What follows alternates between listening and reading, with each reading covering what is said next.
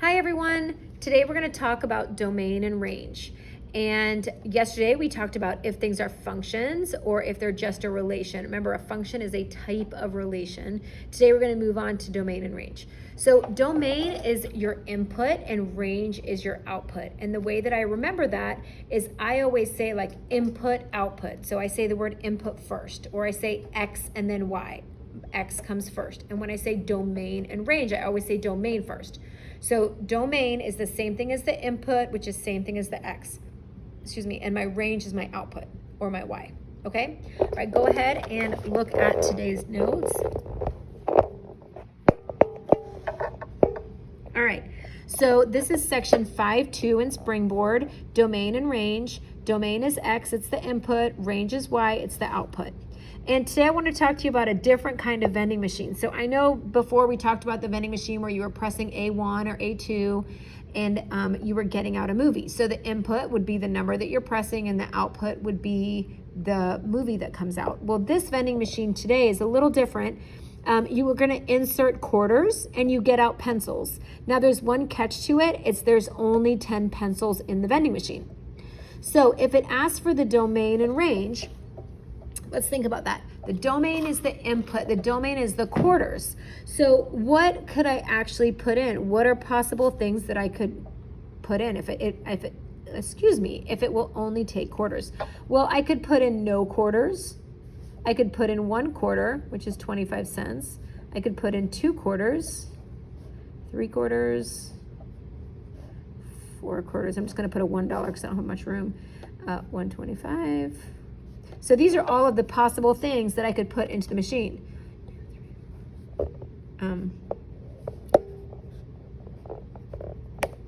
Whoops.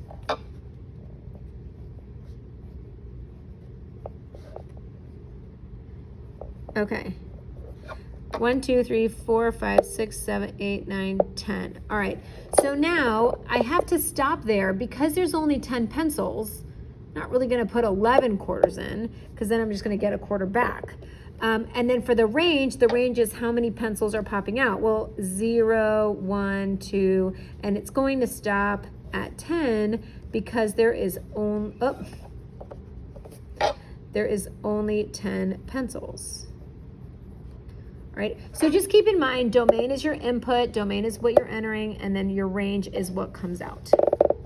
Now, a lot of times it's going to look like this, where it's either a table, or it's mapping, or it's a graph. All right, so here, if we look here, the input values are the domain. So you're just basically going to list them.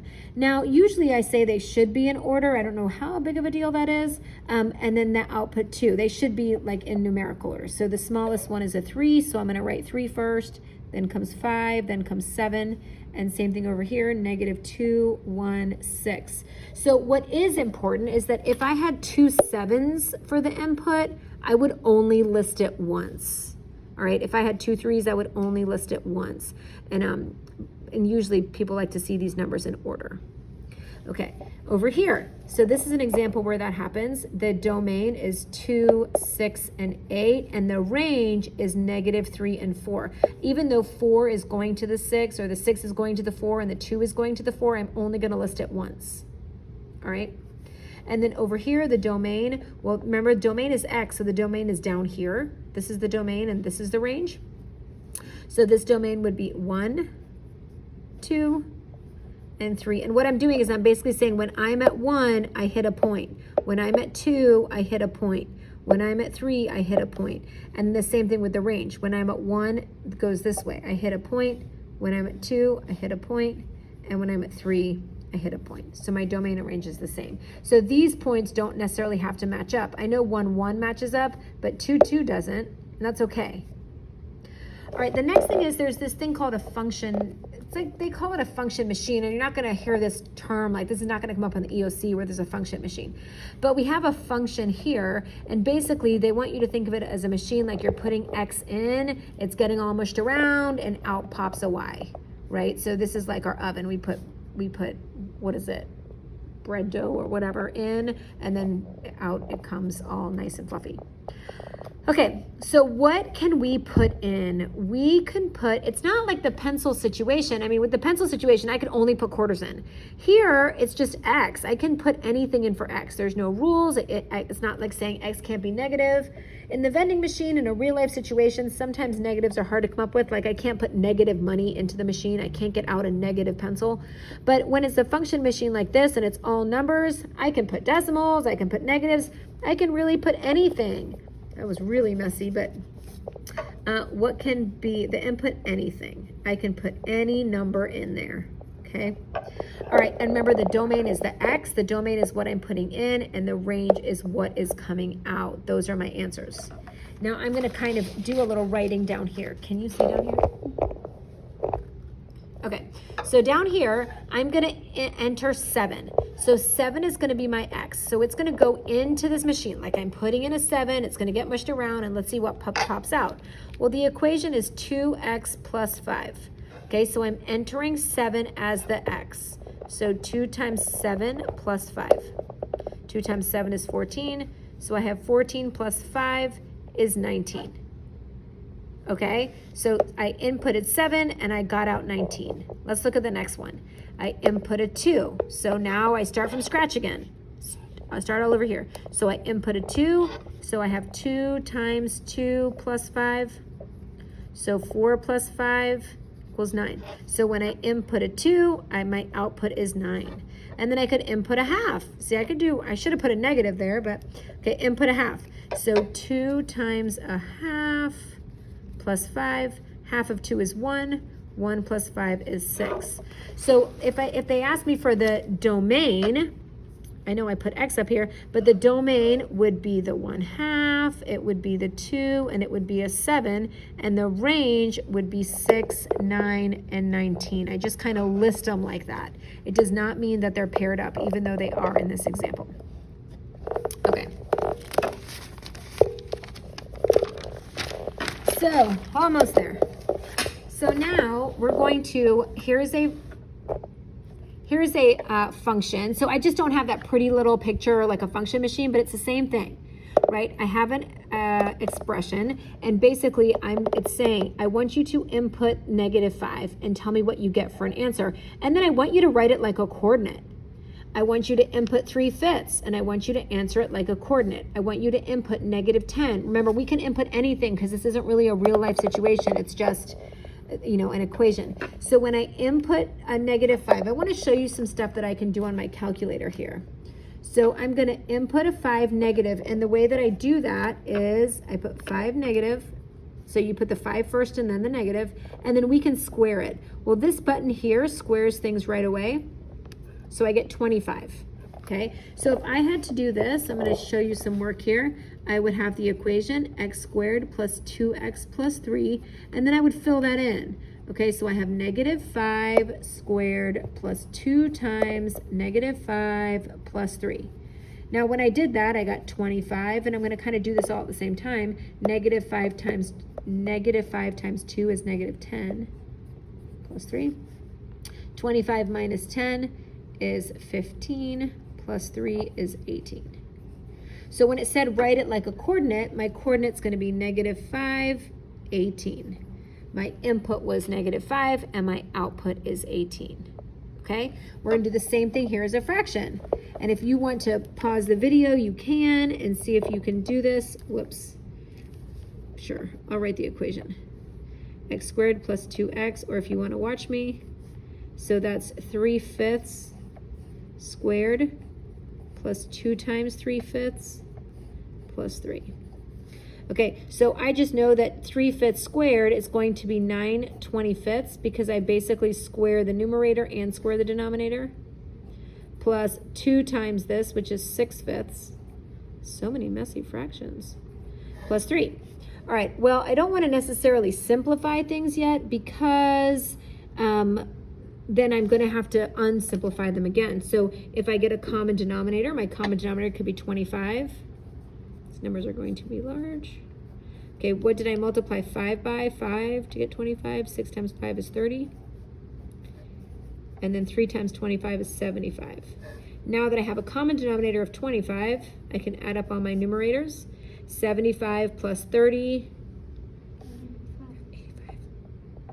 105, and then 105 plus 9, 105 plus 9, 9, 10, 11, 12, 13, 14, 15, 16, 17, 18. Am I right?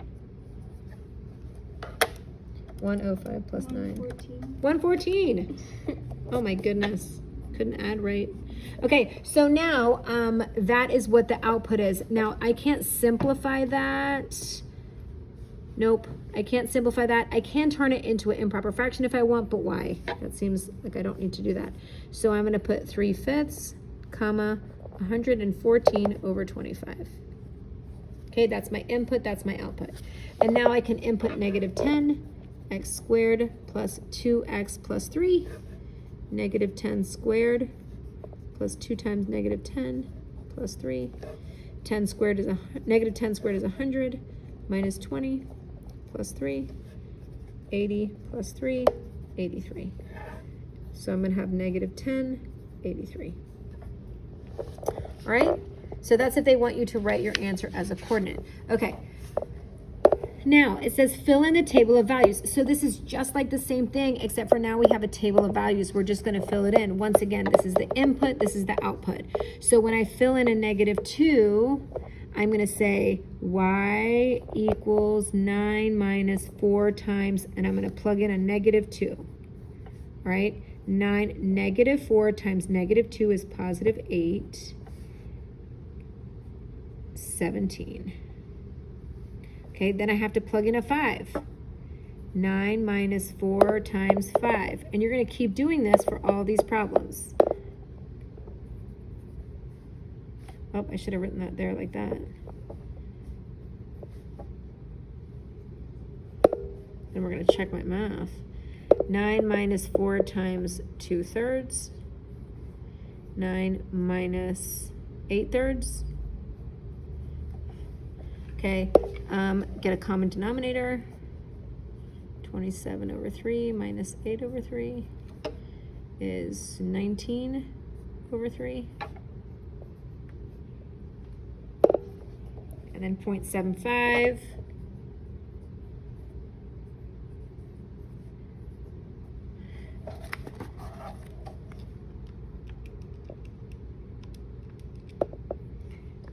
Yep.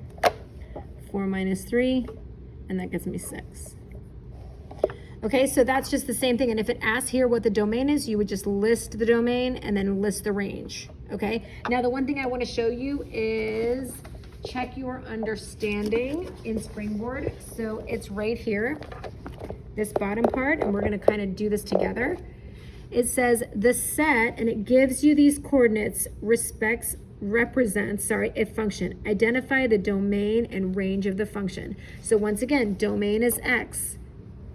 Can you see right here? Okay, so for the domain, I would just say, well, which of these is the smallest number? I would say it's negative 1, 0, 2, and 3. And the range is going to be negative 1, 2, and 5. All right, because I don't want to list that 2 twice. All right, identify the domain and the range of each function.